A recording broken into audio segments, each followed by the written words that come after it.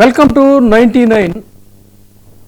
ఈరోజు మన ప్రత్యేకమైనటువంటి కార్యక్రమం ఏంటంటే మన ఆస్తి మన హక్కు రోల్ బ్యాక్ 22A.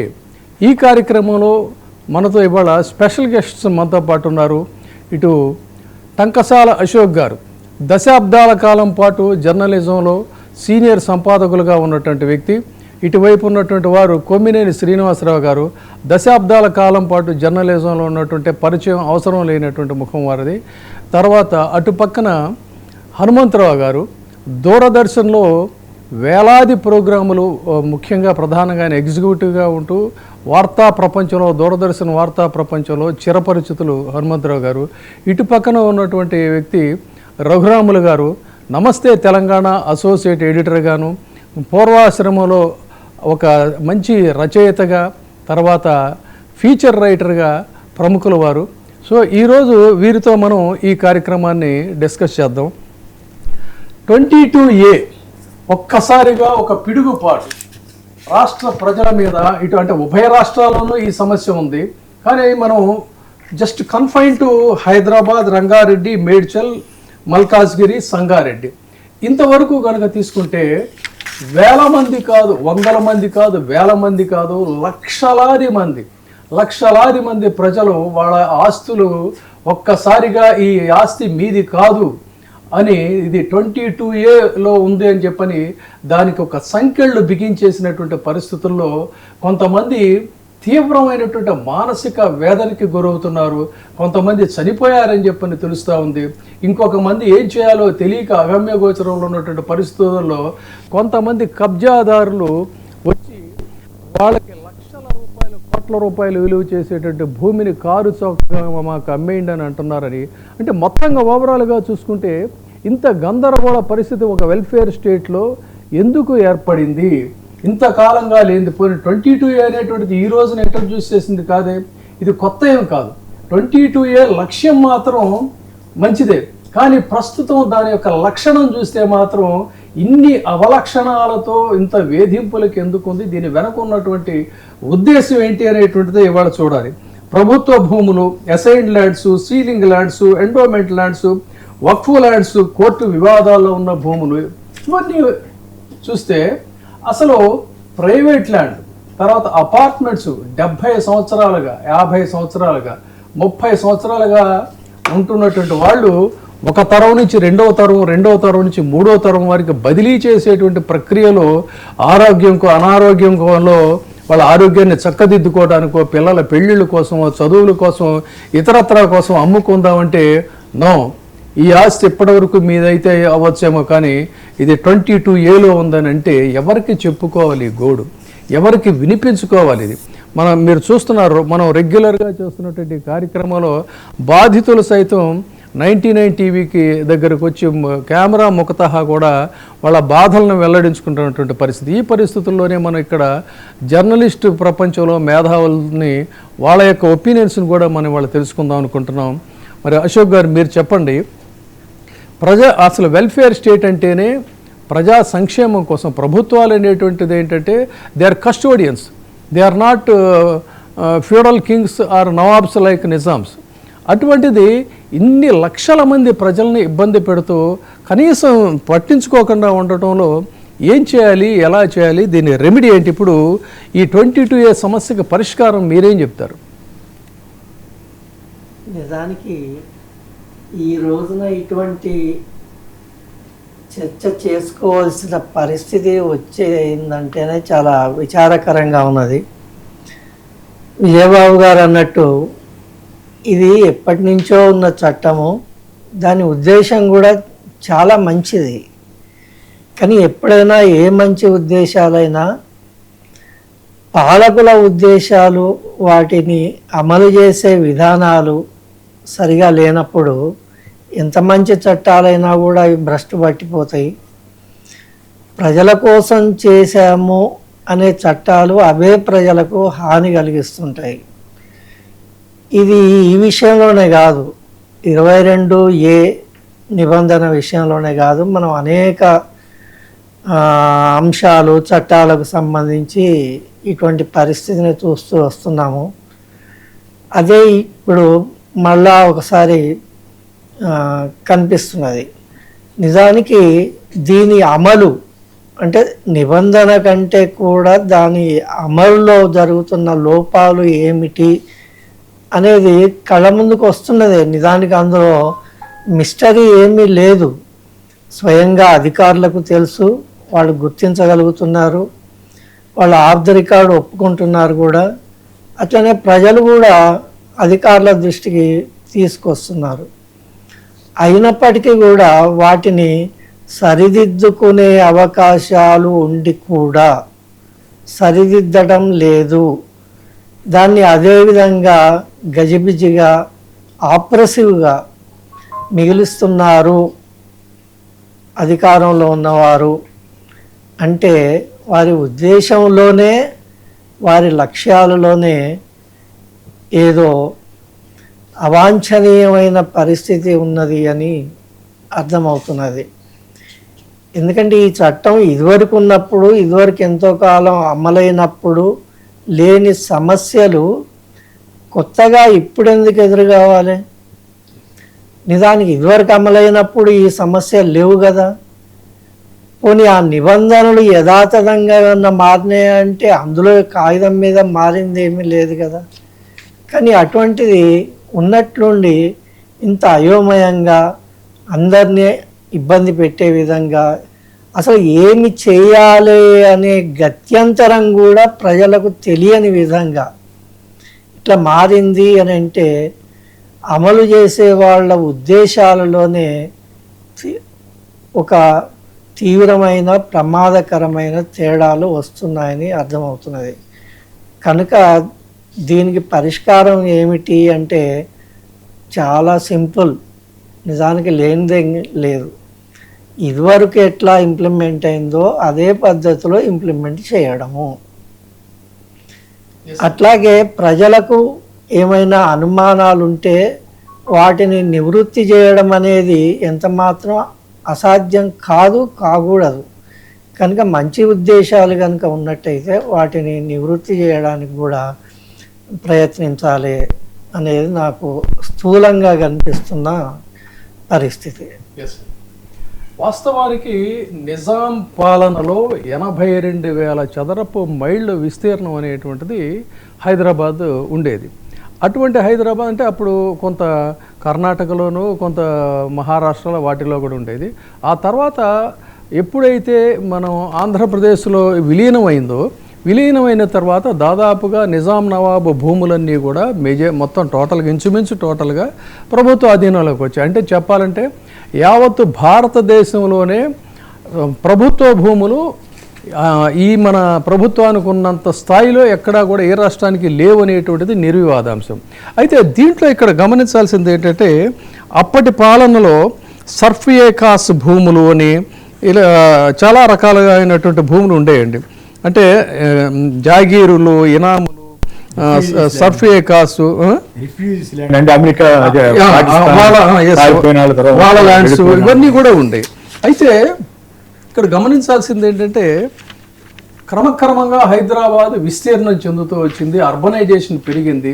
చాలా భూములు ఇనాం భూముల కింద ఇచ్చారు. భూదానోద్యమంలో భూములు పంచినటువంటి పరిస్థితి, తర్వాత వీళ్ళకి సైనికులకి ఇచ్చినటువంటి భూములు, కానీ ఆ పాలనలో ఉన్నప్పుడు కొంతమందికి కాంపన్సేషన్ కింద భూములు ఇచ్చారు. ఇవన్నీ కాలక్రమంలో వాళ్ళు అక్కడ కన్స్ట్రక్షన్ చేసుకున్న తర్వాత, వాళ్ళు అమ్ముకున్న తర్వాత 2 తరాలు 3 తరాల తర్వాత ఉన్నటువంటి ఈ భూములు మీవి కాదని చెప్పానంటే అసలు ఎంత గందరగోళ పరిస్థితి అంటే జిహెచ్ఎంసి, హెచ్ఎండిఏ ఈ పరిధులు ఇవన్నీ కూడా రోజు రోజుకి విస్తీర్ణం అవుతున్నటువంటి పరిస్థితుల్లో కొంత ఆ భూములు అనేటువంటి ఉన్నప్పుడు దానికి ఒక రెగ్యులరైజేషన్ అనేటువంటిది మీరే ఏర్పాటు చేయాల్సిన అవసరం ఉంది. కానీ మీరు ఇచ్చినటువంటి భూముల్ని మరి ఎందుకు మీరు స్టాంప్ డ్యూటీ కట్టించుకున్నారు రిజిస్ట్రేషన్ పేరుతో?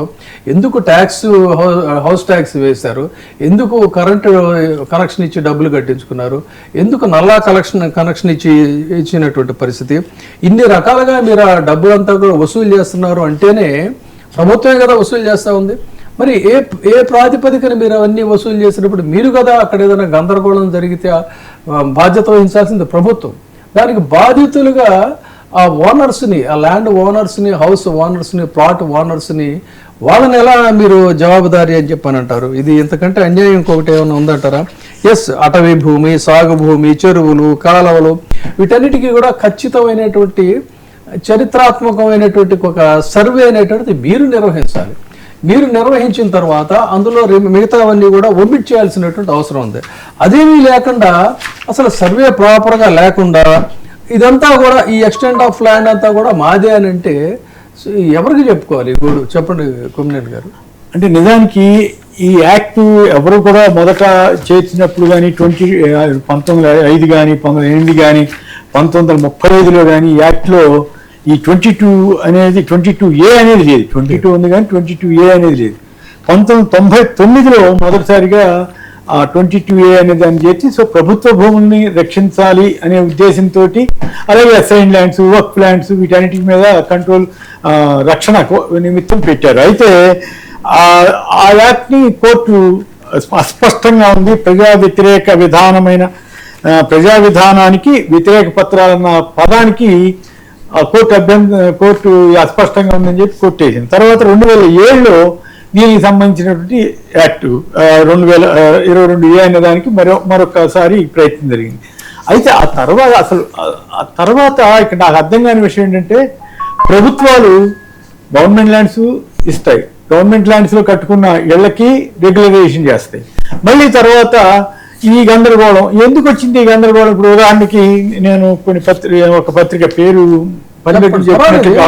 పబ్లిక్ ఇష్యూ పని పెట్టుకుని వాళ్ళ మీద కాకుండా నేను చూసిన హెడ్డింగ్ చూడండి, నిషేధిత జాబితాలో మహానగరం.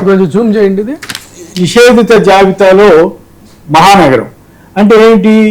మొత్తం హైదరాబాదు, మల్కాజ్గిరి, మేడ్చల్ ఇట్లాంటివన్నీ ఉన్నాయి కదా.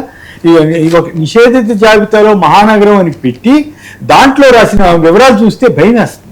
ఎట్లా చూడండి, పంజాబ్ నుంచి బంజారా హిల్స్, కృష్ణనగర్, యూసఫ్గూడ, ఇలా అనేక జూబ్లీహిల్స్ అనేక ప్రాంతాలు కానీ, లేదు మేడ్చల్, వీటిల్లో కొన్ని ప్రాంతాలు కానీ, అవన్నీ చదువుతూ ఉంటే టైం చాలా అవుతుంది. కాబట్టి అసలు ఈ సమస్య వచ్చినప్పుడు ప్రభుత్వం అడ్రస్ చేయాలి. మొన్న పొంగులేటి శ్రీనివాసరెడ్డి గారు స్టేట్మెంట్ ఇచ్చి లేదు సత్వరమే దాని పరిష్కారం చూస్తామన్నారు. మంచిదే. చూడండి, ఇవాళ ఇంకో హెడ్డింగ్, మా ఇల్లు భద్రమేనా. మా ఇల్లు భద్రమేనా అనేసరికి ఒక్కసారి వణుకు పుడుతుంది కదా. జీవితం ఇప్పుడు మనిషి పుట్టిన తర్వాత మరణించేంత వరకు ఎక్కడో ఇంట్లో ఉండాలి కదా. మరి ఆ భూమి కొనుక్కుని ఇల్లు కట్టుకున్న తర్వాత, ఇల్లు రిజిస్ట్రేషన్ అయిన తర్వాత మళ్ళీ అమ్ముతానికి వచ్చినప్పుడు ఎందుకు వస్తుంది అనేది అర్థం కాని ప్రశ్న. మొదటి నుంచి అది 22A జాబితాలో ఉండుంటే రిజిస్ట్రార్ ఆఫీస్ వాళ్ళకి ఆ సమాచారం ఉండి వాళ్ళు ఆపితే అసలు ఈ గొడవ లేదు. కానీ అప్పుడు ఎందుకు అలౌ చేశారు, ఇప్పుడు ఎందుకు చేయలేదు? ఇక ప్రముఖ మేధావి, తర్వాత RTI కమిషనర్గా పనిచేసిన శ్రీ మాడపూడి శ్రీధర్ గారు ఒక ఇంట్రెస్టింగ్ ఆర్టికల్ రాశారు, భూముల నిషేధిత జాబితాతో చిక్కులు అని చెప్పి. దాంట్లో ఆయన కొన్ని ఎగ్జాంపుల్స్ కూడా ఇచ్చారు. అదేంటంటే 20 ఏళ్ల క్రితం ఒక ఆయన భూమి కొనుక్కుని ఇల్లు కట్టుకున్నారట. ఇల్లు కట్టుకుని తర్వాత ఇప్పుడు ఏదో అవసరం అమ్మకానికి వెళ్తే, అమ్ముదామని వెళ్తే రిజిస్ట్రేషన్ చేయమంటున్నారు. ఇప్పుడు ఆయన ఏం చేయాలి? ఇంకో విశేషం ఏంటంటే దాంట్లోనే ఉంది, HMDA లేదా ప్రభుత్వం డైరెక్ట్గా అమ్మినటువంటి భూములకి కూడా ఇట్లాంటి ప్రాబ్లం వస్తుందట. మరి ఎందుకు వస్తూ ఉంది? ఇప్పుడు కేసీఆర్ గారు చేశారు, అంతకుముందు రాజశేఖర రెడ్డి గారు చేశారు, కిరణ్ కుమార్ రెడ్డి గారు చేశారు, చంద్రబాబు గారు చేశారు. సో అప్పుడప్పుడు ఆయా ఇష్యూస్లో వచ్చినప్పటికి కూడా కొన్ని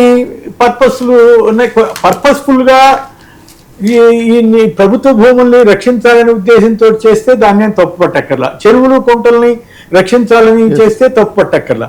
కానీ ఇక హైదరాబాద్ మహానగరం విస్తారంగా పెరిగిన నేపథ్యంలో ఇక్కడ కొంతమంది కబ్జాదారులనండి, ఇంకోళ్ళనండి, వాళ్ళు గవర్నమెంట్ భూమి ఆక్రమించుకున్నారో లేకపోతే ఏం చేశారో, నకిలీ పత్రాలు సృష్టించారో అని మనకి మామూలు వాళ్ళకి ఏం తెలుస్తే ప్రధానంగా మధ్యతరగతి వాళ్ళు ఈ పవర్ ఆఫ్ అటార్నీ పేరు మీద ఏదో రకంగా ఇచ్చి కొనుక్కున్నప్పుడు ప్రభుత్వాలు ఏమి అడ్డం పట్ల, వద్దు ఇక్కడ ఎవరు కొనొద్దు అని చెప్పి ప్రొటెక్షన్ వాళ్ళు అక్కడ చేయలే. కానీ కొన్న తర్వాత రిజిస్ట్రేషన్ కొన్ని చోట్ల అయితే రిజిస్ట్రేషన్ కూడా అయింది. ఇప్పుడు ఏం చేయాలి?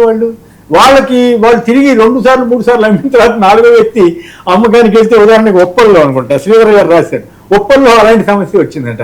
ఇంకో ఇంట్రెస్టింగ్ ఏంటంటే ఇలాంటి వాళ్ళలో కొందరు జర్నలిస్టులు కూడా 40 లక్షల రూపాయలు పెట్టి ఫ్లాట్ కొని, అపార్ట్మెంట్ కొని ఇప్పుడు అక్కడికి రిజిస్ట్రేషన్కి వెళ్తే కుదరదు అన్నారట. కొన్నిసార్లు బ్యాంకులు లోన్లు ఇచ్చినాయి, కొన్నిసార్లు కొంత ఖర్చు పెట్టిన తర్వాత బ్యాంకులు లోన్లు ఇవ్వాలి. సో ఇటువంటి వాటికి ఒక శాశ్వత పరిష్కారం తీసుకురాకపోతే ఇది చాలా అలజడి కలిగిస్తుంది. భూమికిను ఒక వ్యక్తికి ఉన్న అనుబంధం ఆ పెనవేసుకుని ఉంటుంది. అది దాన్ని మనం గవాలన కొట్టేయడానికి ఉండదు, తీసేయడానికి ఉండదు. ప్రభుత్వాలు కొన్నిసార్లు కొన్ని నిబంధనలు తీసుకొస్తున్నాయి. ఉదాహరణకి నాకు గుర్తు రాజశేఖర రెడ్డి గారి టైంలో అనుకుంటా ఈ అనాథరైజ్డ్ లేఅవుట్స్ అన్నిటినీ రెగ్యులరైజ్ చేసే స్కీమ్ ఆయన తీసుకొచ్చారు. తర్వాత కానీ అంత ముందు కానీ కొన్ని సందర్భాల్లో తీసుకొచ్చారు. అలాగే అపార్ట్మెంట్స్ అనాథరైజ్డ్ గా కట్టినటువంటి బీఆర్ఎస్ ఇచ్చారు. సో అలా ఎందుకు అసలు అనాథరైజ్డ్ లేఅవుట్స్ అని వాళ్ళే చెప్పారు, మళ్ళీ అక్కడ వేసిన తర్వాత వాళ్ళే రెగ్యులరైజ్ చేశారు. అట్లాగే ఇప్పుడు ఒకవేళ ప్రభుత్వానికి ఆదాయం వనరుగా దీన్ని మార్చుకోవాలని ఉందా, లేక అసలు నిజానికి చిత్తశుద్ధితో చేశారా, లేక కనపడి అన్ని 22A చేర్చారా? ఎప్పటి నుంచి చేర్చారు? తహసీల్దార్ గారు చేశారా, కలెక్టర్ గారు చేశారా? ఇవన్నీ కూడా మా ఓటు వాళ్ళు ఇప్పుడు ఉదాహరణతోటి చెప్పలేం. కానీ వచ్చిన వార్తల ఆధారంగా ఇవన్నీ చూస్తే కొంచెం ఇప్పుడు ఉదాహరణకి ఏపీలో చూడండి, ఏపీలో కూడా ఈ సమస్య ఉంది. 22A కొన్ని లక్షల ఎకరాలు ఇట్లా ఉందట. సెంటర్ ఫర్ లిబర్టీ పేరు మీద మాజీ డీజీపీ గారు ఏవి వెంకటేశ్వర గారు వీళ్ళంతా కూడా దాని మీద ఉద్యమమే చేస్తున్నారు. నిన్న అక్కడ విశాఖపట్నం అక్కడికి వెళ్ళి విజయనగరం కూడా వెళ్ళి ఒక పెద్ద సదస్సు పెట్టారు. అనేక చోట్ల సదస్సులు పెడుతున్నారు. ఇక్కడ హైదరాబాద్ లో విజయబాబు గారు లేదా మరికొందరు దీని మీద యాక్టివ్గా పనిచేస్తున్నారు. 99 టీవీ అనండి, ఇంకా నమస్తే తెలంగాణ దీంట్లో రాస్తే దాంట్లో ఒక చోట రాశారు నమస్తే తెలంగాణకి అనేక మంది బాధితులు అక్కడికి వెళ్తున్నారట. వీరు విజయబాబు గారు ప్రోగ్రాం పెడితే ఇక్కడికి వస్తున్నారట. ఎందుకు వస్తున్నారు అంటే లక్షలు ఖర్చు పెట్టి ఒక్కసారి ఖర్చు పెట్టిన తర్వాత ఒక్కసారి అదే దాన్ని ఏదైనా కూల్చేసినా లేకపోతే వెనక్కి తీసేసుకుంటే ఆ మనిషి బాధ ఎట్లా ఉంటుంది, ఆ కుటుంబం ఏమవ్వాలి, రోడ్డును పడిపోతే ఏం చేయాలి? అది ప్రభుత్వాలు ప్రజల్ని రక్షించడానికి ఉండాలి తప్ప రోడ్డును వేయడానికి కాదు కదా. ఇక్కడ హైడ్రా అనేది కూడా వచ్చినప్పుడు అదే సమస్య ఉంది. హైడ్రా తీసుకురావడాన్ని ఎవరు పెద్ద ఆక్షేపించలేదు, చెరువులు ఇవన్నీ ఉంటాయని. కానీ ఆ హైడ్రా వారు ఏం చేశారు, ఈ ఎక్కడెక్కడో అపార్ట్మెంట్లు కూల్చేశారు, విల్లాలు కూల్చేశారు. వాళ్ళంతా నెత్తిరోలు మొత్తుకునే పరిస్థితి వచ్చింది. ఒక చిన్నారి పాప నా పుస్తకాలు కూడా తీసుకొనివ్వలేదు అనేటువంటి చెప్పిన వీడియో అసలు ఎన్ని లక్షల మంది చూసుంటారో, ఎంతమంది బాధపడి ఉంటారు. సో ఇక్కడ ఉద్దేశం మంచిదే అయినప్పుడు కూడా ఇంప్లిమెంటేషన్లో తేడా వస్తే వచ్చే పరిణామ క్రమం ఆ రకంగా ఉంటుంది. కొన్ని చోట్ల ప్రభుత్వ భూములను రక్షించుండొచ్చు, మనమేమి దాన్ని పూర్తిగా తప్పుపట్టడానికి లేదు. కానీ హైకోర్టును కూడా ధిక్కరిస్తున్నారని సమాచారం వస్తుంది కదా. సో ఈ పరిస్థితులన్నింటినీ గమనంలో తీసుకున్న తర్వాత హైదరాబాద్కు సంబంధించి నిర్దిష్టమైన విధానంతో ముఖ్యమంత్రి రేవంత్ రెడ్డి గారు ముందుకు వస్తే ఇక్కడ ఉన్నట్టు ఇప్పుడు అని కృష్ణనగర్లో నాకు అప్పటి నుంచి కూడా అనేవాళ్ళు కొంత గవర్నమెంట్ ల్యాండ్ ఉందట, లేకపోతే నిజాం ల్యాండ్ అంట, అయినా అమ్మేశారు, అమ్మేవాళ్ళు అమ్మారు, కొనేవాళ్ళు కొన్నారని. ఇప్పుడు వాళ్ళందరినీ ఇది మీది కాదు, కొంత మరి ప్రైవేట్ భూమి రిజిస్ట్రేషన్ ఇబ్బంది 22 ఇష్యూ లేకపోతే గొడవ లేదు, సంతోషం, ఎవరికి ఇబ్బంది లేదు, అది అయింది అయిపోయింది. ఇప్పుడు కొన్ని ఏరియాలు దాంట్లో కొంత ఏరియా ఇప్పుడు ఇందాక మిత్రులు చెప్తా ఉన్నారు కదా, ఒక 10వ నెంబర్ సర్వే అనుకుందాం. 10వ నెంబర్ సర్వేలో ఒక మూల ఎక్కడన్నా నిషేధ జాబితాలో భాగంగా ఉంటే మొత్తం 10వ నెంబర్ సర్వేలో ఉన్న ఎకరాల భూమి కానీ ఇల్లు కానీ అన్ని కూడా దాంట్లో కలిసిపోతే మొత్తం అందరికీ ఇప్పుడు జరుగుతున్న గందరగోళం అదేనండి. ఏంటంటే డిజిటైజేషన్ చేస్తాం అనేసరికి రెవెన్యూ వాళ్ళంతా కూడా ఎక్కడ ప్రాపర్ సర్వే కానీ శాస్త్రీయమైనటువంటి ఒక ఇది లేకుండా వాళ్ళు ఒక దీని కింద ఇష్టారాజ్యం కింద వేసేస్తే మీ చావు మీరు దావండి అన్నట్టుగా చేస్తే దానివల్ల ఇప్పుడు ఈ సఫరింగ్ వస్తుంది. ఇందాక మీరు చెప్పినటువంటి మాడభూషి శ్రీధర్ గారు ఒక కేస్ స్టడీ అన్నారు కదా, నేను ఇంకొక కేస్ స్టడీ చెప్తాను నా దృష్టికి వచ్చినటువంటిది. చాలా అసలు అశోక్ గారు వింటే ఆశ్చర్యపోయేటువంటి పరిస్థితి అనమాట. కొన్ని సంవత్సరాల క్రితం ఒక వెంచర్ స్టార్ట్ చేశారు. చేసిన తర్వాత దానికి అన్ని రకాల అనుమతులు ఇచ్చారు, వీళ్ళు డబ్బులు కట్టారు, అంతా అయిపోయింది. కొంతమంది రిజిస్ట్రేషన్స్ చేసుకున్నారు. రిజిస్ట్రేషన్స్ అంటే కూడా మళ్ళీ వాళ్ళు ప్రభుత్వానికి చెల్లించినట్టే కదా. కొంతమంది ఆల్రెడీ కాపురాలు ఉంటున్నారు. రిమైనింగ్ వాటికి రిజిస్ట్రేషన్ కోసం వెళ్ళినప్పుడు ఏం చేశారంటే ఇది 22Aలో ఉందని చెప్పని అన్నారట. అంటే వీళ్ళకి ఇదేంటి అంతా ఆల్ ఈజ్ వెల్ కదా అని తిరిగి సరే లెట్ ఇట్ బి అని చెప్పని హైకోర్టుకి వెళ్ళారు. గౌరవ హైకోర్టు ఒక ఆర్డర్ ఇచ్చింది. ఆర్డర్ ఇచ్చి వెంటనే రిజిస్ట్రేషన్స్ చేయమని చెప్పని. ఆ హైకోర్టు ఆర్డర్ ఇచ్చినా కూడా మీకు ఇప్పుడు మనందరికీ కూడా తెలుసు, గత ప్రభుత్వాలు కోర్టు నుంచి ఏదన్నా ఒక ఆర్డర్ వస్తే దాన్ని ఒక ఎంతో గౌరవంగా వెంటనే ఇంప్లిమెంట్ చేసేవి. వీళ్ళు అసలు ఆ హైకోర్టు ఆర్డర్ ఇచ్చినా కూడా దాన్ని పట్టించుకునేటువంటి పరిస్థితి లేదు. అంటే మోర్ ఓవర్ ఏంటంటే సార్ అతి ప్రయాస మీద ఇక్కడ ఇది 36th ఛాంబర్ ఆఫ్ షావలిన్ అంటాం. ఈ ఛాంబర్స్ అన్ని కూడా దాటుకుంటూ గౌరవ మంత్రి గారి దగ్గరికి వెళితే ఆయన ఏం చెప్పారంటే ఒక 50 కోట్లు. నిజమా? ఎస్ అండి, అదే చెప్తున్నాను. మీరు సంచలన విషయం చెప్తున్నారు. అదే ఇప్పుడు అసలు అన్బిలీవబుల్ కదా ఇది. మన పార్టీ వాళ్ళు వింటే ఇది నిజంగానేనా, ఇది వాళ్ళు చెప్తుందో నిజమేనా అనిపించాలన్నమాట. 50 కోట్లు కట్టండి అని అంటే వాళ్ళు చెప్పింది ఏంటంటే, అయ్యా ఇది ఎప్పుడో కొన్ని సంవత్సరాల క్రితం మొదలుపెట్టినటువంటి ప్రాజెక్టు, ఇప్పుడు మేము మొత్తం అమ్ముకున్నా కూడా మాకు 50 కోట్లు రావు అని చెప్పాను. అంటే కూడా కోర్టు ఆర్డర్ కూడా ఉందంటే, కోర్టు ఆర్డర్లు ఏముందండి ఇలాంటివి వస్తూ ఉంటాయని అన్నారంటే, ఇది అసలు ఎవరు కూడా నమ్మశక్యం కానటువంటి పరిస్థితి. ఇలాంటివి చాలా కథలు కథనాలు మా స్టూడియోకి వచ్చి చెప్తున్నటువంటి మాట. సో ఈ పరిస్థితుల్లో మరి హనుమంతరావు గారు, మీరు కూడా ఒక సుదీర్ఘకాలం జర్నలిజంలో ఉన్నారు, ఇవన్నీ చూశారు. మీరు ఎలా చూస్తారు? ఇప్పుడు మన కొమ్మినేని గారు కూడా చాలా అంశాలు ప్రస్తావించారు. ఇక్కడ ఒక్క పాయింట్ ఏంటంటే, రెండు రాష్ట్రాల్లో కూడా ఈ సమస్య సడన్ గా ఎందుకు క్రాప్ అప్ అయింది అనేది కూడా అంటే ప్రభుత్వాలు ఇండస్ట్రీస్ కి ల్యాండ్స్ ఇస్తాయండి, కానీ ఆ ఇండస్ట్రీస్ పనిచేయవు, మూతపడతాయి. మూతపడిన తర్వాత ఆ ల్యాండ్స్ ని వాళ్ళు అమ్ముకోవడానికి అవకాశం ఇస్తున్నారు. అనేక సందర్భాల్లో చూసాం. మరి ఇక్కడ రెసిడెంట్స్ కి నివాసం ఉంటున్న వాళ్ళకి ఎందుకు ఇవ్వట్లేదు? అటువంటి ఏదైనా ఒక పరిష్కార మార్గం పోనీ అయిందేదో అయింది, ఇంత కట్టండి, రెగ్యులరైజ్ చేసుకోండి, ఇక మొత్తం క్లీన్ అప్ చేద్దామని ఆలోచన చేస్తే మంచిదని మనం చెప్తాం. విజయబాబు గారు, మీకు మిగిలిన ప్యానలిస్టులకి 99 టీవీ ప్రేక్షకులకి అందరికీ నమస్సులు. ముఖ్యంగా ఈ 22A నిషేధిత భూముల జాబితా అనేది జంటనగర వాసులకే కాకుండా HMDA పరిధిలో ఒక దాదాపుగా 3000 కిలోమీటర్లు ఉన్నది. ముఖ్యంగా హైదరాబాద్ నగరంలో వాళ్ళకి నిద్ర పట్టకుండా చేస్తుంది. ఎందుకంటే ముందుగా మనం చెప్పుకోవాల్సింది, భారతీయుడికి భూమికి అవినాభావ సంబంధం ఉంది. నీవు ఎంత సంపన్నుడివి అని చెప్పాలి అంటే నీకెంత భూమి ఉంది, లేకపోతే ఎన్ని ప్లాట్లు ఉన్నాయి, ఇవన్నీ కూడా మాట్లాడతారు. కేవలం వ్యక్తులకే కాకుండా ప్రభుత్వాలకు కూడా భూములు అనేవి ఒక సంపదను క్రియేట్ చేస్తున్నాయి. ఈ సంపదను క్రియేట్ చేసే ఈ ప్రాసెస్లో మనందరం ఇరుక్కుపోయాం. ఇక్కడ నేను 2 విషయాలుగా చూస్తానండి. ఒకటి బ్యూరోక్రసీ మిస్టేక్స్, 2 టెక్నాలజీ మిస్టేక్స్. మనము చాలా ముందుకు వచ్చేసాము, టెక్నాలజికల్గా డెవలప్ అయ్యాము, కంప్యూటరైజేషన్ చేస్తున్నాము, అన్ని శాఖల్లో కంప్యూటరైజేషన్ తీసుకొస్తున్నాము. ముందుగా ఇక్కడండి మనం చెప్పుకోవాల్సింది, నేను స్టడీ చేసింది ఏంటంటే, ఇంతకుముందు మనకి తెలంగాణ రాష్ట్రంలో ధరణి పోర్టల్ ఉంది, తర్వాత ధరణిలో చాలా మిస్టేక్స్ ఉన్నాయని చెప్పి ఇప్పుడు కొత్త పోర్టల్ భూభారతి అని తీసుకొచ్చారు. దీంట్లో ఈ రెవెన్యూ రికార్డ్స్ కానీ రిజిస్ట్రేషన్ రికార్డ్స్ కానీ ఈ 2 శాఖల్లో మనం ఎంత చదువుకున్నా, ఎంత గొప్ప వాళ్ళమైనా, మనం అక్కడికి పోయేసరికి మనకి ఏమీ అర్థం కాదు. మనం అందరం బాధితులుగానే మిగిలిపోతాం. మనకి ఏదైనా చిన్న సమస్య వచ్చిందనుకోండి, మన వల్ల కాదు దాన్ని అర్థం చేసుకోవటం కానీ, దాన్ని సాల్వ్ చేయటం కానీ మనం వ్యక్తిగతంగా ఏమీ చేయలేం. వాళ్ళు ఎందుకంటే గత 3-4 ఏళ్లుగా చిన్న విషయాలకి నేను కూడా ఇబ్బంది పడటం జరిగింది వీళ్ళందరితో. ఇక్కడ ఏం జరుగుతుందంటే, నేను స్టడీ చేసిన దాని ప్రకారము ఈ డేటాబేస్ని, రెవెన్యూ రికార్డ్స్ని కానీ, పాతవి కొత్తవి, ఇందాక మీరు చెప్పినట్టుగా నిజాం కాలం నుంచి ఉన్న వాటినన్నిటినీ కూడా ఈ డేటాబేస్ని కంప్యూటరైజేషన్ చేయటంలో అనేక తప్పులు దొర్లినాయి. ముందుగా గమనించాల్సింది ఏంటంటే, ఈ లోయర్ క్యాడర్లో ఉన్నటువంటి వాళ్ళకి కంప్యూటర్ నాలెడ్జ్ లేకపోవటము, వాళ్ళు ఫీడ్ చేస్తే వాళ్ళు ఎంట్రీ చేసిన డేటాబేస్ని మిగిలిన వాళ్ళు దాన్ని చెక్ చేసే సదుపాయాలు లేకపోవటము, ఇవన్నీ జరిగి కంప్యూటర్లో వచ్చేసింది. నెక్స్ట్ టైం ఎవరన్నా రిజిస్ట్రేషన్కి వెళ్తే వాడు ఇలా కొట్టేసి చెప్తాడు, మీది నిషేధిత జాబితాలో ఉంది, రిజిస్ట్రేషన్ కాదు అంటాడు. అక్కడి నుంచి మనం వెనక్కి పరిగెత్తుకుంటూ వెళ్ళాలి.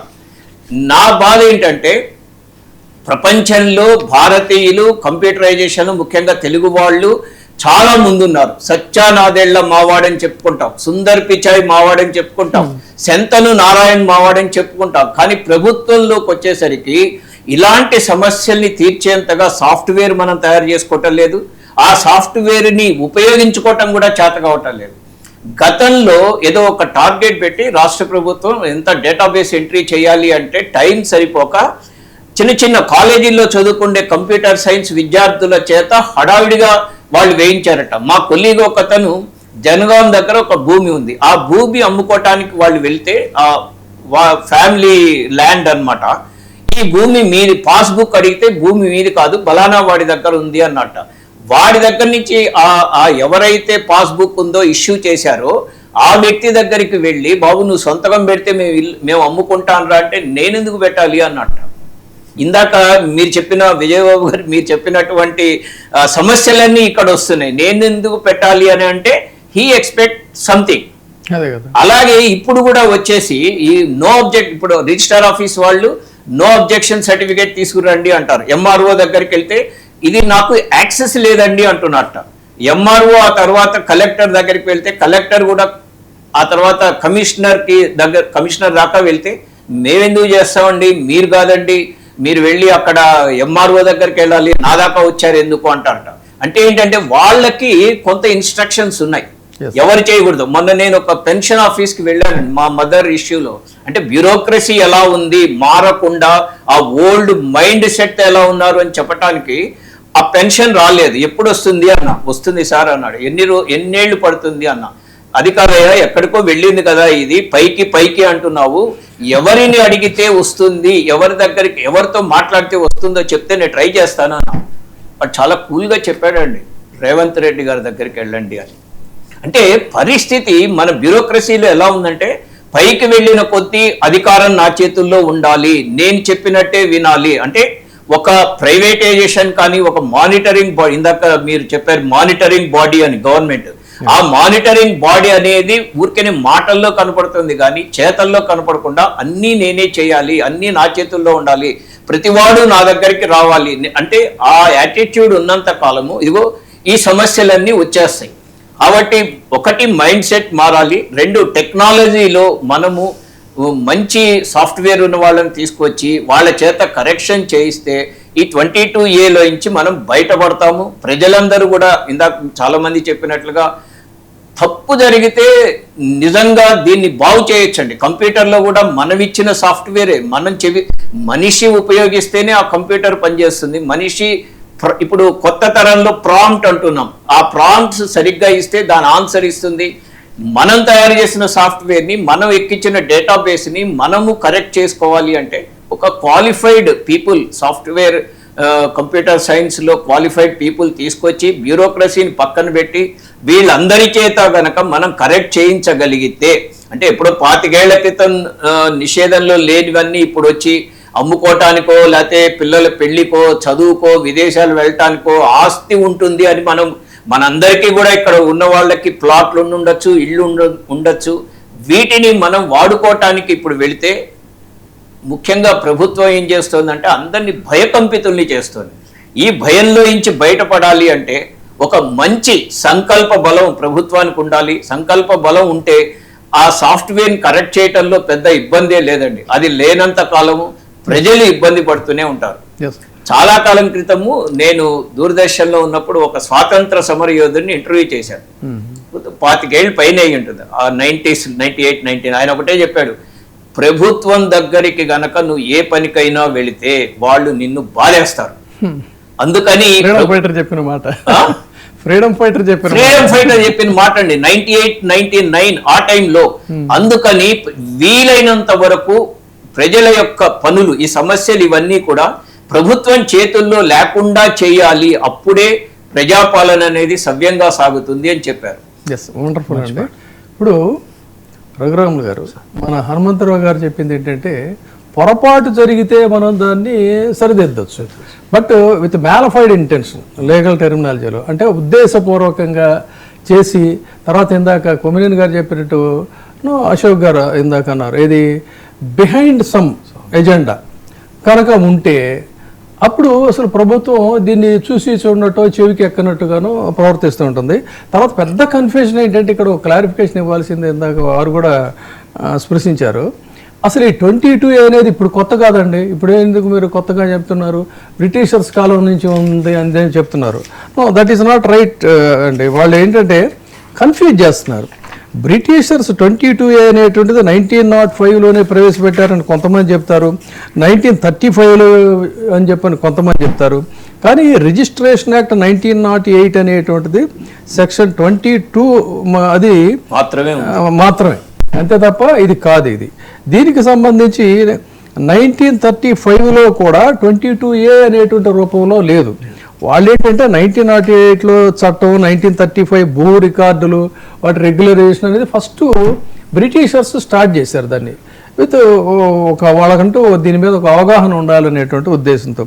అయితే దీన్ని వీళ్ళు ఏం చేస్తున్నారు, కన్ఫ్యూజ్ చేస్తున్నారు. ఇందాక కొమ్మినేని గారు చెప్పినట్టు యాక్ట్ నంబర్ 4 ఆఫ్ 1999లో ఉమ్మడి ఆంధ్రప్రదేశ్లో ఈ 22A అనేది చేర్చారు. అప్పుడు దీన్ని చేర్చిన ఉద్దేశం కూడా మంచిదే. కానీ ఇప్పుడు దాని యొక్క ఇంటెన్షన్ మారిపోయింది.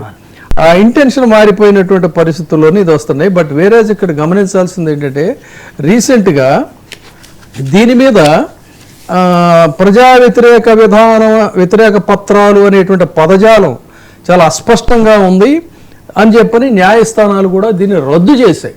ఏది 1999లో పెట్టినటువంటి దీన్ని. సో కొంతకాలం పాలకులు దాని మీద ఏదో చూసి చూడనట్టు ఉన్నారు.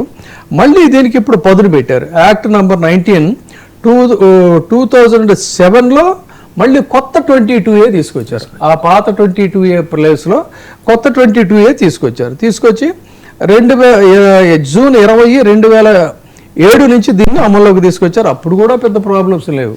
బట్ ఆల్ సడ్ అండ్ డన్ ఇప్పుడు ఇది ఎందుకు వచ్చింది అనేటువంటిది దీని మీద క్యాగ్ కూడానండి, తెలంగాణ భూములకు సంబంధించినటువంటి వ్యవహారాల్లో క్యాగ్ కూడా లోపాలు గుర్తించింది. దాని నివేదిక కూడా చాలా స్పష్టంగా ఉంది. మనకి ఇప్పుడు టైం సరిపోదు. తర్వాత మోర్ ఓవర్ కోర్టులు వ్యాఖ్యానించినటువంటి పరిస్థితి ఏంటంటే, the right to property cease to be a fundamental right by constitution 44th amendment act మనందరికీ తెలిసిందే, 78లో ఇందిరాగాంధీ గారి టైంలో. అయితే however it continue to be human right in welfare state and constitutional right under article 300A of the constitution. Article 300A provides, ఇది చాలా జాగ్రత్త గమనించాలి, no person shall be deprived. Shall అనేది mandate, will not will, shall. No person shall be deprived of his property save by authority of law. The state cannot disposes A citizens of his history except in accordance with the procedure established by the law. But where is the procedure? ఎక్కడుంది? ఇందాక ఎవరు చెప్పారు, మొత్తం అంతా గందరగోళంగా అన్ని గంపగొత్తగా ఎత్తేసేసి మీరు చేసుకోండి అనేటువంటి పరిస్థితి. దీన్ని ఎలా చూడాలి? There is a method in the madness అని ఇంగ్లీష్లో ఒక సేయింగ్ ఉందండి. ప్రభుత్వం వచ్చినప్పటి నుంచి కూడా మనం గమనిస్తుంటే, అవి హైడ్రా కావచ్చు, లేకపోతే అక్కడ మూసి కొన్నాళ్ళు దాని శుద్ధి అన్నారు, కొన్నాళ్ళు సుందరీకరణ రకరకాల పేర్లు, జలాశయాలు కాపాడడం, ఉద్దేశాలు ఏవైనా కావచ్చు. కానీ మౌలికంగా మనది ఇందాక మన ఈ భూమి హక్కు లాంటివి, మనది సంక్షేమ రాజ్యం మనది. ఈ ప్రజలకు సంబంధించిన అంశాల మీద ఈ ప్రభుత్వం వచ్చినప్పటి నుంచి, అంటే ఇలా తాంబూలాలు ఇచ్చేసాం, తన్నుకు చావండి అన్నట్టుగా ఏదో ఒకటి పెట్టేసి ప్రజల హడావుడి పడిపోవడం, ఈ రెండు, ఈ మెథడ్ ఇన్ ద మ్యాడ్నెస్ అంటే ఏం కనిపిస్తున్నాయి అంటే, ఒకటి భూదాహం, అంటే భూములు వెతకడం అనే ఒక ప్రాసెస్ ఒకటి నడుస్తుంది. ఈ ప్రెజెంట్ డిస్పోజిషన్ వచ్చిన తర్వాత ఎక్కడెక్కడ ఉన్నాయి మీకు, కంచె కావచ్చు, లగచర్ల కావచ్చు, ఎక్కడైనా కూడా ఒక భూములకి సంబంధించిన ఒక ప్రత్యేకమైన ఎజెండా ఏదో ఉన్నట్టుగా మనకు అనిపిస్తుంటుంది. అంటే జరుగుతున్న క్రమాన్ని మనం గమనిస్తే ఆ క్రమంలో చాలా సఫర్ అవుతున్నారు ప్రజలు. ఇందాక విజయబాబు గారు చెప్పినట్టు, ఆ చిన్నపిల్లల పుస్తకాలు బయటపడేయడం దగ్గర నుంచి వండిన వంటలు, అట్లా అది చివరికి కోర్టు దాకా వెళ్ళి హైడ్రాకు సంబంధించిన ఇవన్నీ ఏంటనంటే, ఒకటి భూదాహం, అంటే ఏదో రకంగా భూమి ఎక్కడుంది అని వెతుకుతున్నారు. అది మనకు స్పష్టంగా అర్థమవుతుంది, భూమి కోసం వెతుకుతున్నారు. ఇంకా రెండవది ఏంటంటే, ఇప్పుడు ఇది ఇలా చేయడం ద్వారా ఏమవుతుంది, అవినీతికి మీరు గేట్లు తెరుస్తున్నారు. కింది స్థాయి నుంచి పై స్థాయి దాకా, ఇందాక మనం సీఎం లెవెల్ దాకా పోతుంది అది. ఇలా ఈ కోట్లు, లక్షలు, వందలు అనేది, ఇది సామాన్యులు, చిన్న వాళ్ళు, వాళ్ళ ఆర్తిని పట్టించుకోవాలి ప్రభుత్వం. వాళ్ళ ఆర్తిని పట్టించుకోకుండా వాళ్ళని మేము గాలికి వదిలేసి, ఏదో ఒక నిబంధన ఉంది, దాన్ని మేము కంప్యూటర్లో పెట్టాము, నువ్వు ఇన్నాళ్ళు అనుకున్నది అది నీది కాదు, నీకు సంబంధం లేదు అంటే, వాడు ఎక్కడికి పోవాలనేది ఒకటే సమస్య కాదు. కొందరు ఇల్లు అమ్ముకోవాల్సిన పరిస్థితి ఎందుకు వస్తుందంటే, చాలా దీనమైన పరిస్థితుల్లో అమ్ముకోవాల్సి వస్తుంది. ఆరోగ్యం కావచ్చు, ఆరోగ్యం ఇదైపోయి చివరి రోజుల్లో ఆర్థిక వనరులు లేకపోవచ్చు, లేదా పిల్లల పెళ్లిళ్ళు, చదువులు, ఇలాంటి వాటికి సంబంధించి ప్రభుత్వం ఎలాంటి ఓ చిన్నపిల్లవాడిని మనం హోంవర్క్ చేసావా అని అడుగుతాం. మనం నీ హోంవర్క్ సరిగ్గా చేసావా అని అడుగుతాం. కానీ ఇంతమంది ఇంతగా కఠినమైన తీవ్రమైన పరీక్షలకు గురయ్యే అంశం మీద ప్రభుత్వం హోంవర్క్ చేసినట్టుగా అయితే మనకు కనిపించడం లేదు. దీనిలో ఇంకా కావాలంటే ఇప్పుడు టెక్నాలజీకి సంబంధించిన సమస్యలు ఇందాక మనం హనుమంతరావు గారు చెప్పారు. ఇంకా ముందుకెళ్తే మనకు ఏఐ లాంటివి వచ్చాయి. ఇప్పుడు ఇవాళ ఇన్కమ్ ట్యాక్స్ డిపార్ట్మెంట్ కూడా అదే వాడుతుందంట, అంటే అన్నిటిని అసెస్మెంట్ చేయడానికి. సో మీరు ఏఐని కూడా తీసుకొని చేయొచ్చు. కానీ హఠాత్తుగా మీరేంటంటే ఒక గేట్లు తెరిచేసి మొత్తం అంతా జనం కొట్టుకుపోతుంటే అప్పుడు ఆలోచించి దీనివల్ల సమస్య లేదు, ఎప్పటి నుంచో ఉంది అనే మాటలతో చెప్తున్నారు. ఈ పరిస్థితుల్లో మనకు కనిపిస్తుంది ఏంటనంటే ప్రభుత్వం లక్ష్యాల కన్నా లక్షణాలే సమస్యగా ఉన్నట్టు కనిపిస్తుంది మనం. నాకు చిన్న డౌట్ అండి. ఇప్పుడు 10 ఏళ్ల పాటు దాదాపు కేసీఆర్ గారు పనిచేశారు, గవర్నమెంట్ ఉంది. తర్వాత 2 ఏళ్ల నుంచి కేసీఆర్ గవర్నమెంట్ లో కూడా ఈ సమస్య ఉత్పన్నమైందా? అప్పుడు కూడా ఈ గొడవలు ఏమైనా వచ్చినాయా? ఇప్పుడే ఎందుకు ఇట్లా గొడవలు వస్తున్నాయి? సమస్యలు మనం అనుకున్నట్టు ఇవాళ వచ్చిన సమస్యలు కాదు.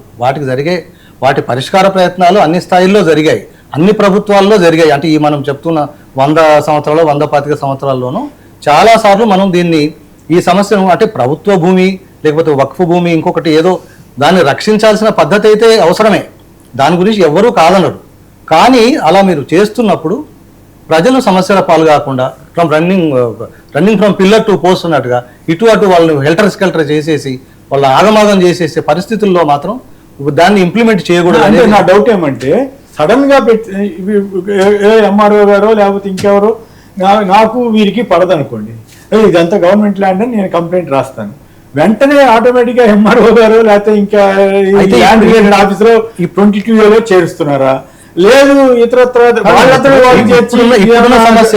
అన్నట్లుగా ఇది ఒక ఆదాయ వనరుగా మార్చుకున్నారా? అక్రమ ఆదాయమా సక్రమ ఆదాయమా ఉండొచ్చు అండి, అది కాదనిలే. కానీ ఇప్పుడు జరుగుతున్నది మాత్రం హఠాత్తుగా మీరు రిజిస్ట్రేషన్కి వెళ్ళేంత వరకు మీకు తెలియదు అంటే అక్కడ మీకు డిజిటల్ లోనే జరిగింది. ఇంతకు ముందు హనుమంతరావు గారు చెప్పినట్టు నేను విన్నది ఏంటంటే గవర్నమెంటే నిషేధిత జాబితా లిస్ట్ ని డిక్లేర్ చేసింది అని, అక్కడి నుంచి మొదలైంది ఈ సమస్య అని. ఇప్పుడు ఒక 5 ఏళ్ల క్రితమో 6 ఏళ్ల క్రితమో మనం రిజిస్ట్రేషన్కి వెళ్తే ఈ సమస్య రాలేదు, మనం 2-3 ఏళ్ల క్రితం కూడా రాలేదు. ఇప్పుడు ఈ లిస్ట్ అనౌన్స్ చేయడంతో ఈ కాపీ వాళ్ళ సిస్టమ్స్ లోకి వెళ్ళిపోయింది. ఇది పారదర్శకత అనేది లేదు. అశోక్ గారు ఇందాక మాట్లాడుకున్నప్పుడు కూడా అదే విషయం వచ్చిందనమాట. పబ్లిక్ డొమైన్ లో లేదు, మీరు రిజిస్ట్రేషన్కి వెళ్ళేంత వరకు మీకు తెలియదు, మీకు అవుతుందా కాదా అనేది తెలియదు. డబ్బులు కట్టొద్దని చెప్తున్నారు. ఇప్పుడు ఇవన్నీ చాలా ప్రమాదకరంగా ఉన్నాయి. ఎందుకంటే లక్షలు పోసిన తర్వాత అవతల వ్యక్తి నుంచి మళ్ళీ మనం వసూలు చేసుకోలేము. మనం కట్టిన తర్వాత లేకపోతే అమ్ముకోవాలనుకునేవాడు ఈ నిషేధిత జాబితాని తొలగించడానికి మళ్ళీ ఎంఆర్ఓ గారి దగ్గరికి అప్రోచ్ దానికి చాలా ప్రాసెస్ లాగా నడుస్తుంది. ఎన్ని రోజులు పడుతుందో తెలియని పరిస్థితి ఏర్పడింది సార్. ఇప్పుడు అంతే. అయితే నాకు ఒకటి ఏమనిపిస్తుందంటే గత ప్రభుత్వం ఏపీలో జగన్ గారి ప్రభుత్వం ఏం చేసిందంటే ఎస్ఐన్ ల్యాండ్స్ కూడా వీళ్ళు సర్టెన్ ఇయర్స్ వాళ్ళ అధీనంలో ఉంటే వాటిని అమ్ముకోవచ్చు. అంతకుముందు మామూలుగా అమ్ముకోవడానికి లేదు కదా, సో అమ్ముకోవచ్చు అని ఒక యాక్ట్ తీసుకొచ్చి చాలా మందికి ఫ్రీ చేసేసింది. సో అట్లాంటి అవకాశం ఇప్పుడు ఏదన్నా ఏ గవర్నమెంట్ అక్కడ కూడా 2017 నుంచి ఈ సమస్య బాగా పెరిగింది ఏపీలో కూడా. ఇప్పుడు నేను చెప్పా కదా ఇందాక, ఆయన ఏపీ గారు వీళ్ళంతా దాని మీద పెద్ద ఉద్యమం లాగా నడుపుతా ఉన్నారు. సో అట్లాగే ఇక్కడ కూడా దీని మీద ఒక స్పెసిఫిక్ సమస్యకు మల్టిపుల్ లేయర్స్ ఉన్నాయనేది మన అందరికీ తెలుసు అండి. అంటే ఇంత పెద్ద చెక్క, చిన్న చెక్కలు అయింది, చిన్న చెక్కల్లో మళ్ళీ అపార్ట్మెంట్లు అయినాయి. ఇది చాలా ఒక కాంప్లికేటెడ్ వ్యవహారం. ఇది రాత్రికి రాత్రి కూర్చొని రేపటి నుంచి ఇది అంతా అని చెప్పడానికి లేదు. ఇది రాత్రికి రాత్రి పరిష్కరించే సమస్య కాదు. ప్రతి ప్రభుత్వం ప్రయత్నించింది. ఇది ప్రభుత్వ ఆస్తులు కాపాడడం కావచ్చు, లేకపోతే అసైన్డ్ కావచ్చు, వక్ఫ్ ఆలయ భూములు కావచ్చు, వీటన్నిటి చేయడాన్ని ఎవరు వద్దన్నారు. కానీ ఇప్పుడు జరుగుతున్న పద్ధతిలో మాత్రం కొద్దిగా అమానవీయత కనిపిస్తుంది. ఆల్రెడీ ఒక ఇల్లు ఉంటుందండి అక్కడ, ఈ సడన్ గా అది టెంపుల్ ల్యాండ్ అని ఎవరని చెప్తారు. అదే జరుగుతుంది, ఇప్పుడు జరుగుతుంది అదే. అశోక్ గారు పై ఇంకోటి బుకాయిస్తున్నారు ఏంటంటే, రెవెన్యూ ఆఫీసర్స్ సోకాల్డ్ వీళ్ళందరూ చెప్తుంది ఏంటంటే, ఏం మాట్లాడుతున్నారంటే మేమేదో అన్యాయం చేస్తున్నట్టు. 22A అనేది దాదాపు కోర్టే దానికి లీగల్ శాంక్టిటీ ఇచ్చింది అని చెప్తున్నారండి.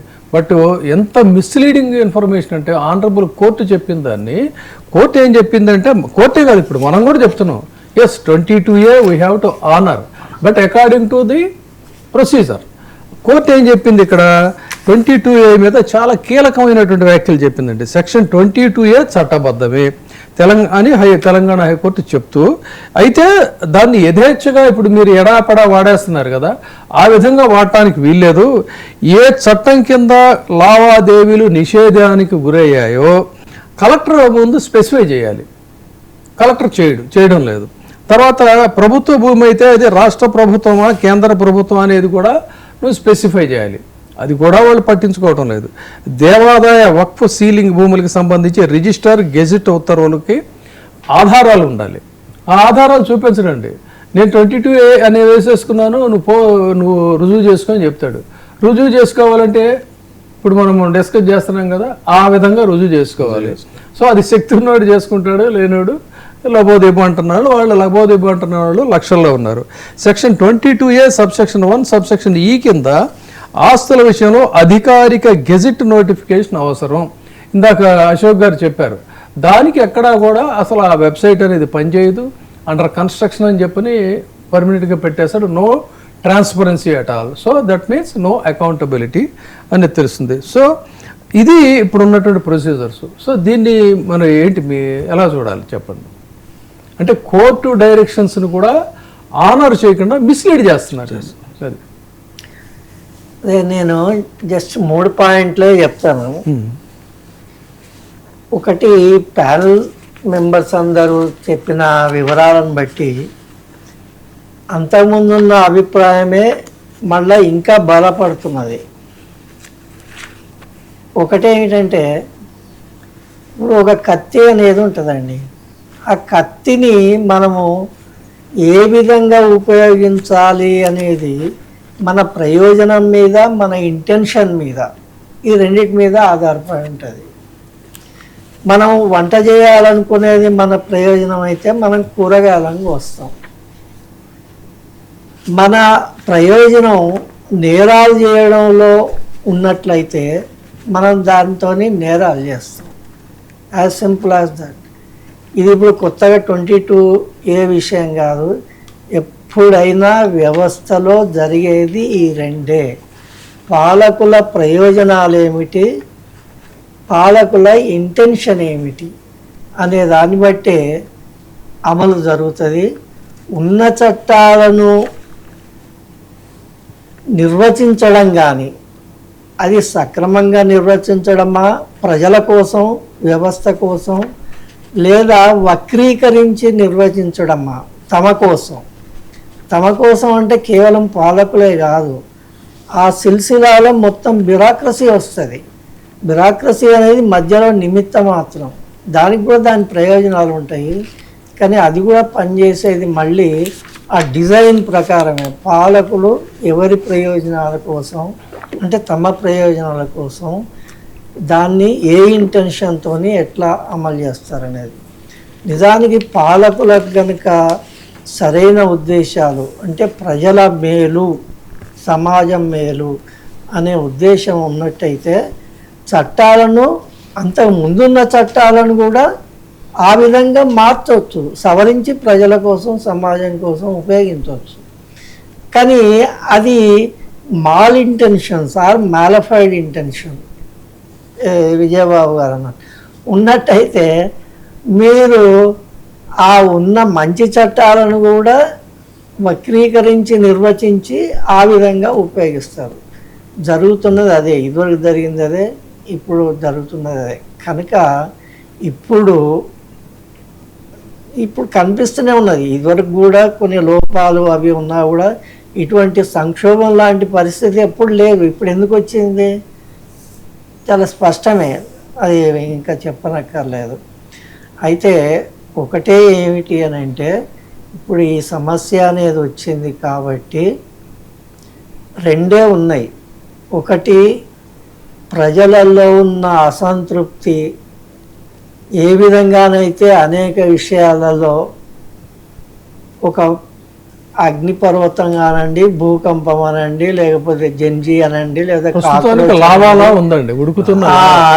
లేకపోతే రైతాంగ ఉద్యమాలనండి, జార్ఖండ్ అనండి, ఏమన్నానండి, ఈ పరిస్థితికి ఈ దశకు వెళ్ళేదాకా వేచి ఉండి అప్పుడేమైనా చేస్తారా? లేకపోతే ఈ లోపలనే ఈ ప్రమాదాన్ని గుర్తించి సరైన చర్యలు తీసుకుంటారా Yes. అనేదే క్రక్స్ ఆఫ్ ద మ్యాటర్. అట్లా జరగాలి అనే మనం కోరుకోవాలి అట్లా. ఎందుకంటే అల్టిమేట్గా ప్రభుత్వం బాగుండాలి, వ్యవస్థ బాగుండాలి, ప్రజలు బాగుండాలి. Yes. ఆ విధంగా గ్రహించి అవసరమైన చర్యలు తీసుకోవడం అనేది తప్పకుండా సాధ్యమే. ఆ ఇంటెన్షన్ ఉంటే హనుమంతరావు గారు అన్నట్టు ఆ టెక్నాలజీని లోపాలుంటే పూరించుకోవచ్చు. అది అసాధ్యమేం కాదు, మన చేతిలో పని. చట్టంలో ఇంకా ఒకవేళ ఉన్నాయి ఇంకా పకడ్బందీగా అంటే వక్రీకరించడానికి అవకాశం లేని పద్ధతిలో ఇంకా పకడ్బందీగా చేయాలి అనుకుంటే అట్లా కూడా చేయొచ్చు. ఎన్నో చట్టాలకు మనం అటువంటి సవరణలు చేసుకున్నాం కనుక అవసరమైతే చట్ట సవరణలు చేయండి, లేకపోతే టెక్నాలజీని ఉపయోగంలోకి తేవండి, ఏ విధంగానే చేయండి. కానీ ఈ సమస్య పరిష్కారానికి అతీతమైందేమీ కాదు, తప్పకుండా సాధ్యమైందే. అది కావాల్సింది ఏంటంటే ఒకటే, ఫైనల్గా క్రక్స్ ఆఫ్ ద మ్యాటర్ ఏంటంటే మీ ప్రయోజనాలు ఏమిటి, మీ ఇంటెన్షన్స్ ఏమిటి, దానికోసం వీటన్నిటినీ ఎట్లా ఒక ఇన్స్ట్రుమెంట్ లాగా, చట్టం అంటే ఒక ఇన్స్ట్రుమెంట్, టెక్నాలజీ అన్నా ఒక ఇన్స్ట్రుమెంటే, బ్యూరోక్రసీ అన్నా ఒక ఇన్స్ట్రుమెంటే. ఈ ఇన్స్ట్రుమెంట్స్ని ఉపయోగించి ఏ విధంగా మంచి చేస్తారు అనేది ఆలోచించుకొని ఆ పని చేయడం మంచిది, చెయ్యాలి అని నాకు అనిపిస్తుంది. నేను ఒకటి ఊహిస్తున్నా సార్, ఏంటంటే మనం ఫ్లాట్స్లు కొంటాం, బిల్డరు ఇల్లు కడతాడు, కట్టిన తర్వాత చిన్న చిత్తగా మిస్టేక్ ఉంటుంది. ఉంటాయి. కొద్ది సంవత్సరాలు పోయిన తర్వాత దాన్ని ఇదిగో మీ నిర్మాణంలో ఈ తప్పులు ఉన్నాయి, దీన్ని రెక్టిఫై చేయడానికి బిఆర్ఎస్ అనేది ఒకటి తీసుకొచ్చారు, బిల్డింగ్ రెగ్యులరైజేషన్ స్కీమ్. ఇది ఇట్లాంటి స్కీము రేపొద్దున 22A కూడా వచ్చే అవకాశం ఉంది. ఎందుకంటే మనం చూడండి, ఒక 50-60 ఏళ్ల నుంచి హైదరాబాద్ చుట్టుపక్కల ఉన్నటువంటి భూములు ప్రభుత్వాలకి ఆదాయ వనరుగా మారిపోయాయి. రాను ఇప్పుడు కూడా మనం చూసాం, కాంగ్రెస్ గవర్నమెంట్ కంచె భూములు ఇవన్నీ అమ్మటం, అది ఇవేమన్నా ఎగ్జాస్ట్ అయిపోయి ఈ 22A ద్వారా ఒక హిడెన్ ఎజెండా లాగా ప్రజల్లో ఒక భయాన్ని సృష్టించి వీళ్ళని అసంతృప్తికి లోను చేసి, ఇందాక అశోక్ గారు చెప్పినట్లుగా ఈ ఉసురు ప్రభుత్వానికి తగిలే లోపల కావచ్చు అనిపిస్తుంది. రేపొద్దున ఓకే ఇదిగో మీ నిషేధంలో ఉంది, మీరు ఇంత డబ్బులు కట్టండి అని చెప్పి దీన్ని చల్లార్చే అవకాశం ఉంది. దానివల్ల ఏమవుతుందంటే ప్రభుత్వానికి కూడా కొంచెం ఆదాయం వచ్చే అవకాశం ఉంది. అంటే మనకి 1 లక్ష రూపాయలు జీతం ఉందండి, 2 లక్షలు ఖర్చులు వస్తాయి, మనం వెతుకుతాం కదా మిగిలిన 1 లక్ష రూపాయలు ఎక్కడి నుంచి పట్టుకురావాలని. అలానే ప్రభుత్వం కూడా ఇలా వెతుకుతూ దీన్ని ఒక అస్త్రంగా ప్రయోగించిందేమో అన్నది నా ఊహ. అయితే కొమ్మినేని గారు, అశోక్ గారు ఒక సీనియర్ సంపాదకులుగా తెలంగాణ రాష్ట్ర ప్రయోజనాలని ఆకాంక్షించేటువంటి ఒక మేధావిగా ఆయన మంచి సూచనలు చేశారు. ఇక్కడ అసలు మెయిన్ కాన్ఫ్లిక్ట్ ఎక్కడొస్తుంది అన్నట్లయితే ఇంత మనం చెప్పుకున్నట్టు నిజాం కాలం నాటి అంటే ఉర్దూ రికార్డుల్లో ఈ సేత్వారు, ఖాస్రా, పహాని, టిప్పన్ ఇలాంటి రెవెన్యూ రికార్డులన్నీ కూడా ఉన్నాయి. తర్వాత ఈ డిజిటైజేషన్కి ఈ రెండింటికి కూడా ఎక్కడ సింక్రనైజేషన్ లేదు. అది వాళ్ళకి తెలియదు, తెలుసుకునే ప్రయత్నం చేయట్లేదు. ఇందాక మన రఘురాములు చెప్పినట్టుగా బ్లైండ్గా తోసే తర్వాత సంగతి తర్వాత చూసుకుందాం అనుకుంటున్నారా, లేకపోతే తోసేస్తే తద్వారా ప్రయోజనాలు అనుకుంటున్నారేమో తెలియదు. కానీ సో దీనికి సంబంధించి మరి ఈ రేపు సమీప భవిష్యత్తులో లోకల్ బాడీ ఎలక్షన్స్ ఉన్నాయి, ఆ తర్వాత తెలంగాణ రాష్ట్ర ఎన్నికలు ఉన్నాయి. ఏ పాలకులైనా సరే 10 కాలాల పాటు మేమే ఉండాలని కోరుకుంటారన్నప్పుడు ప్రజాహితంతోనే పనిచేయాల్సిన అవసరం ఉంటుంది. ఇది ఏముందిలే పెద్ద ఎవరు పట్టించుకోరు, ఎన్ని ఓట్లు ఉంటాయి అనుకుంటే కాదండి. లక్షల సంఖ్యలో బాధితులు ఉన్నారు. లక్షల సంఖ్యలో బాధితులు అంటే దాదాపు 1 కోటి మంది వరకు కూడా, 1 కోటి మంది అనేది అంటే ఏంటి, గెలుపోవటంలో డిసైడ్ చేసే ఫ్యాక్టర్ అది. 1 కోటి మంది బాధితులని మళ్ళీ వాళ్ళ కుటుంబ సభ్యులు, బంధువులు, ఇన్ఫ్లుయెన్సర్స్ అందరూ ఉంటారు కదా.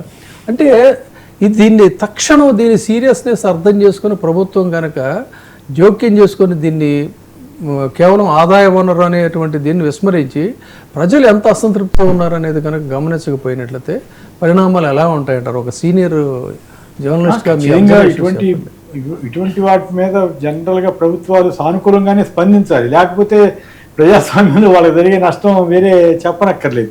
అయితే ఇక్కడ పాయింట్ ఏంటంటే, ఉదాహరణకి ఎస్ఎన్ ల్యాండ్స్ ఉన్నాయి సార్.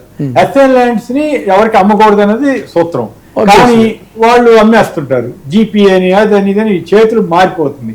దానికి ఒక పరిష్కారంగా ఇప్పుడు అమ్ముకోండి అని చెప్పి ఇచ్చేశారు. ఉదాహరణకి ఇంకొక ఎగ్జాంపుల్ కూడా చెప్పాలి. పోలవరం ప్రాజెక్ట్ కింద భూములు తీసుకున్నారు రాజశేఖర రెడ్డి గారి గవర్నమెంట్. అప్పుడు ఆయన ఏం చేశారంటే, అప్పటికే కొన్ని చేతులు మారినాయి ఆ గవర్నమెంట్ ఇచ్చిన ల్యాండ్స్ కి. అప్పుడు ఆయన ఏం చేశారంటే, ఒరిజినల్ ల్యాండ్ ఓనర్ ఎప్పుడో మూడు తరాలు మారిపోయింది, 3 చేతులు మారిపోయిన భూమి అయినప్పటికి కూడా ఒరిజినల్ గా ఎవరికి అలాట్ అయిందో వాళ్ళకి పరిహారం ఇచ్చారు. ఆ తర్వాత ఇప్పుడు ఎవరు అనుభవిస్తున్నారో వాళ్ళకి కూడా పరిహారం ఇచ్చారు. సో దట్ అంటే అక్కడ ఎవరు సఫర్ కాకుండా ఉండాలి. పాలకుల బాధ్యత సంక్షేమమే కదండి, పాలకుల బాధ్యత ప్రజా సంక్షేమం, ప్రజల్ని బాధించడం కాదు. అట్లాగే ఇప్పుడు లక్షలు పెట్టి కొనుగోలు చేసిన తర్వాత ఒక్కదానిగా కూల్చేసిన ఈఎంఐ ఇప్పుడు చూసాం కదా. హైదరాబాద్ కొన్ని చోట్ల వెళ్ళాలి అని కూలిస్తే వాళ్ళంతా నెత్తి రోడ్డు మొత్తుకున్నారు. కొన్ని చోట్ల మంచి పని చేసి ఉండొచ్చు, నిజంగా వారు చెప్తున్నట్టు 1,00,000 కోట్ల భూమి సేకరిస్తే సంతోషం, అభినందించవచ్చు. కానీ అట్ ది సేమ్ టైం ఇప్పుడు ఏదో మన ఒక నానుడు ఉంది కదా, 99 మంది తప్పు చేసి తప్పుకున్నా పర్లేదు కానీ ఒక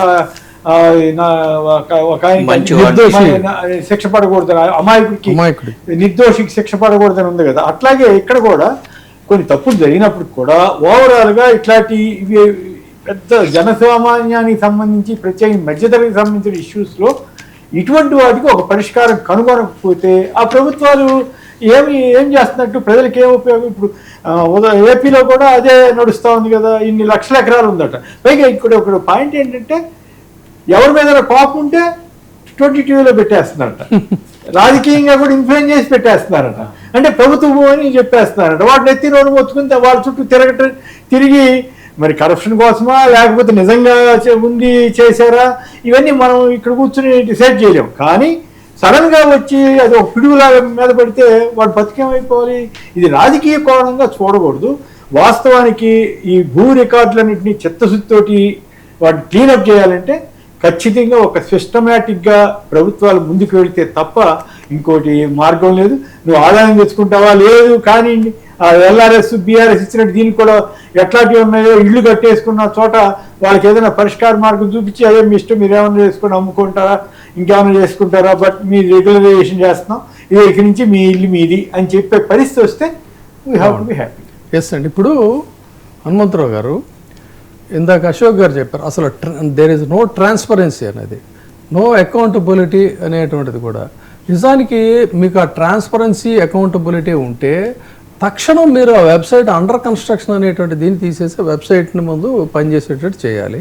తర్వాత ఇంకొక పాయింట్ ఏంటంటే, ఫైల్ అదేదో పోలవరం ప్రాజెక్ట్ లాగే ఉంది ఇది కూడా. సో ఇక్కడ ఫైల్ మూవ్మెంట్ అనేది చాలా ఇంపార్టెంట్ అండి.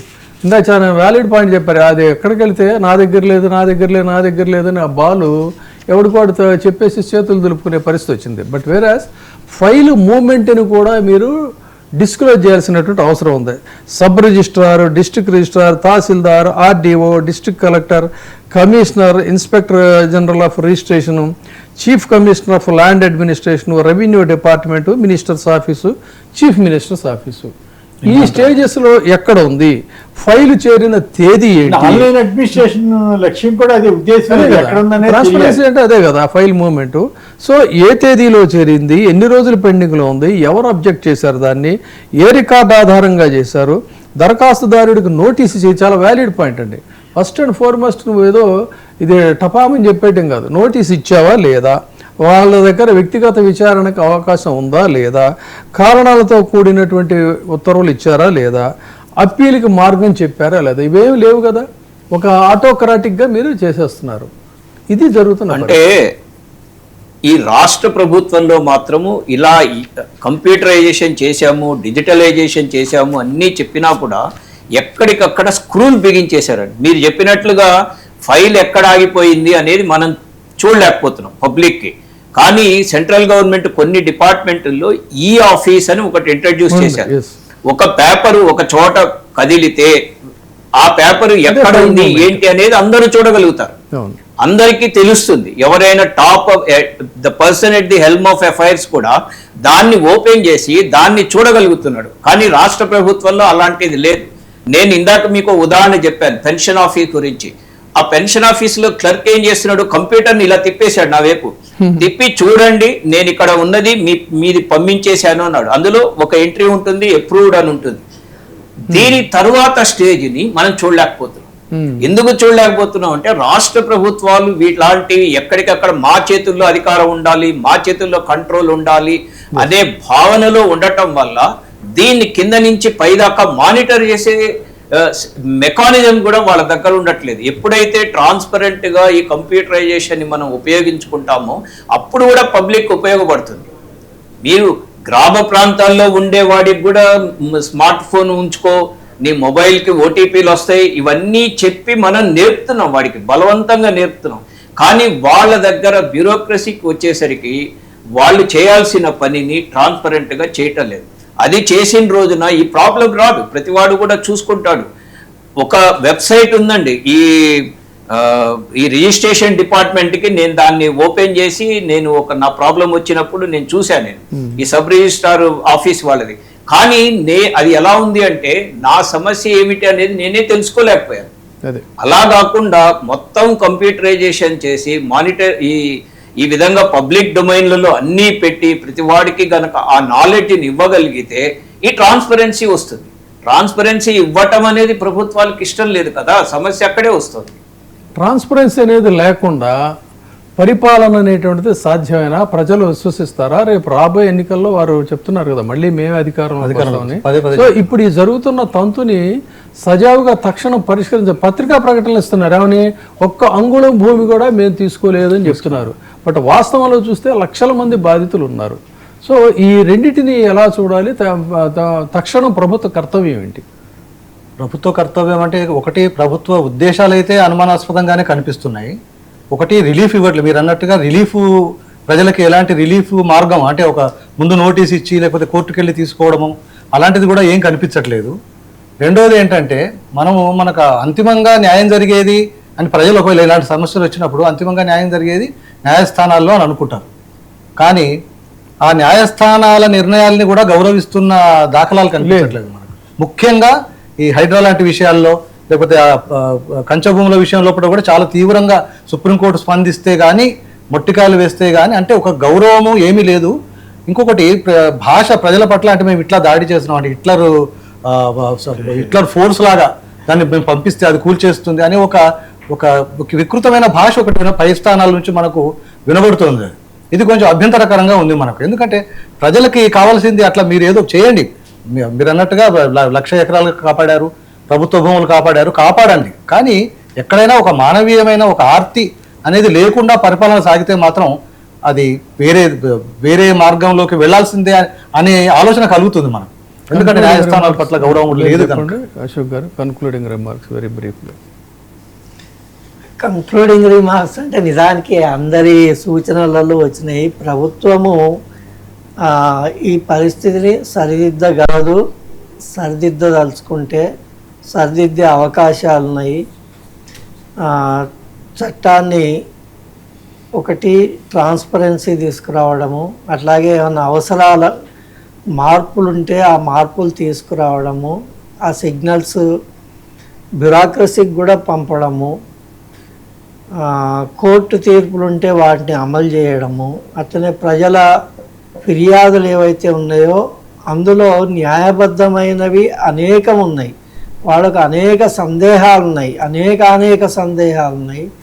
వాటిని అన్ని క్రోడీకరించి ఆ సందేహాలు ఏమిటి అన్నది క్రోడీకరణ ఒకవైపు, చట్టంలో కనుక ఏమైనా లోటుపాట్లు ఉన్నట్టయితే ఒకవైపు, మూడోది బ్యూరోక్రసీ దీన్ని అర్థం చేసుకొని అమలు చేయడంలో ఏమైనా ఎక్కడైనా సమస్యలు వస్తుంటే వాటిని క్రోడీకరించి ఇంకొక వైపు, ఈ మూడింటిని ఒక కోఆర్డినేటెడ్గా ప్రభుత్వానికి అధికారులే నిజానికి చాలా నాలెడ్జబుల్ పర్సన్స్ ఉంటారు, ఇంకా వేరే బయట ప్రభుత్వానికి బయట కూడా నిపుణులు ఎందరో ఉన్నారు, వాళ్ళందరితోని కలిపి ఈ విషయాలన్నీ చర్చించి క్రోడీకరణలు చేసి వాటిని సార్ట్అవుట్ చేయడము అనేది ఏ ప్రభుత్వం అయినా ప్రజాస్వామ్యంలో చేయవలసిన బాధ్యత ఉన్నది, అవసరం ఉన్నది.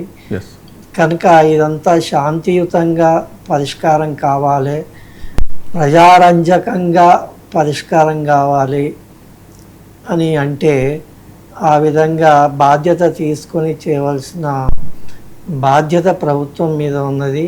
అట్లా జరగాలి అని మనం కోరుకోవాలి. సో కొమ్మినేని గారు ఫైనల్గా చెప్పండి, అశోక్ గారు చెప్పినట్టుగా ఆ పాజిటివిటీ అనేటువంటిది మనం ఎక్స్పెక్ట్ చేయొచ్చా ఇప్పుడున్న పరిస్థితుల్లో? అంటే అవసరం అండి, రాజకీయ అవసరం వచ్చిందనుకోండి, ఖచ్చితంగా కంపల్షన్ వస్తే ఎవరైనా మారుతారు కదా, తక్కువ ఒపీనియన్స్ చేంజ్ అవుతుంటాయి కదా. ఎంత పొలిటీషియన్స్ రకాలుగా చూడట్లేదు, పొలిటీషియన్ ఎన్ని అభిప్రాయాలు మార్చుకోవట్లేదు. కాబట్టి ఇది కూడా మార్చుకోవచ్చు. దీన్ని పాజిటివ్గా ప్రజలకి సానుకూలత, గవర్నమెంట్కి కూడా కొంత రెవెన్యూ చేసుకుంటే చేసుకోమనండి. కానీ ఈ ఇష్యూ తోటి ప్రజల్ని భయపెట్టొద్దని మాత్రం మనం సలహా ఇస్తాం. ఇది ఈనాటి కార్యక్రమం. ముఖ్యంగా జర్నలిజంలో దశాబ్దాల పాటు అనుభవం ఉన్నటువంటి సీనియర్ జర్నలిస్టులు వారందరూ కూడా వారు ఎలాంటి ప్రిజుడీసు లేకుండా సమస్య యొక్క ఎంత జటిలంగా ఉంది, దీన్ని ఎలా పరిష్కరిస్తే ప్రభుత్వానికి మంచిది, ప్రజలకు మంచిది అనేటువంటి విషయాలను చెప్పారు. మరి వారి యొక్క సూచనలను కనీసం గౌరవించి తక్షణమైనా సరే ఇందులో జోక్యం చేసుకొని సమస్యల్ని సజావుగా పరిష్కరిస్తుందని చెప్పని ఈ ప్రభుత్వానికి మనం విన్నవిస్తూ ఆశిద్దాం అలా జరుగుతుందని చెప్పని అభిలషిద్దాం. థ్యాంక్ యూ అని అన్నారు.